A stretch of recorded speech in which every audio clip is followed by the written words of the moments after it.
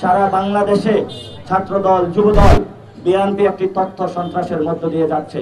যে তথ্য সন্ত্রাসের মূল এজেন্ডা হলো 11 দলীয় জোটের যে জয় জয়কার পুরো বাংলাদেশে শুরু হয়েছে সেটাকে কোনোভাবে ঠেকানো। তারা যখন ভোটে ভয় পাচ্ছে, এখন তারা অনলাইনে তথ্য সন্ত্রাসের আশ্রয় নিয়েছে। তারা যখন আগামী 12 তারিখে ভোটে ভয় পাচ্ছে, এখন তারা মাঠে হলো মব সৃষ্টি করছে। একটা হ্যাকড অ্যাকাউন্ট, সেটা নিয়ে তারা মাঠে মানুষদের মধ্যে আতঙ্ক ছড়াচ্ছে। আমরা বলবো তাদের অসৎ উদ্দেশ্য রয়েছে।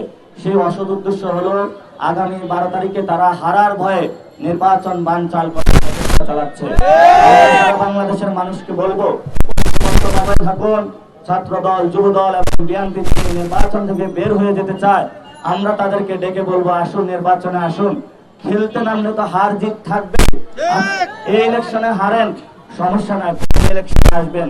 আপনারা কার্যকর বিরোধী দল হিসেবে থাকেন।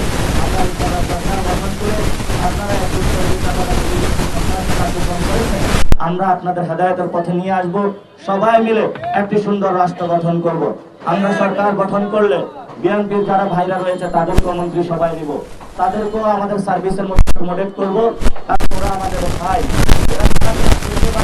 কিন্তু আমরা তাদেরকে বুঝিয়ে শুনে নিয়ে আসবো।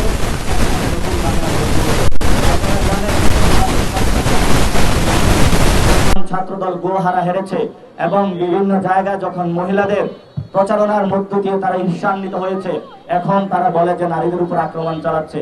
আমাদের এক বোনকে বরফ নিক্ষেপ করেছে, মাথায় 4টি সেলাই দিতে হয়েছে। ঢাকা 4 আসনে একজনের মাথায় হলো কোপ দিয়েছে, সেখানে 6টি সেলাই দিতে হয়েছে।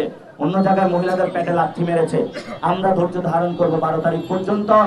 আমরা আমাদের মা বোনেরা প্রত্যেকটা ফ্ল্যাটে যাচ্ছে দাওয়াত নিয়ে, তারিখ পাল্লার দাওয়াত নিয়ে, তারা ভয় পেয়েছে। আমি এক জিজ্ঞেস করলাম কি হচ্ছে, বললো যে জামায়াত ইসলামী এনসিপির মহিলারা যেভাবে ঘরে যাচ্ছে, আমরা তো হারার ভয়ে আছি। তো হার জিত হলো জনগণের কাছে, এটা জনগণের কাছে ছেড়ে দিন। জনগণ যদি রায় দেয়,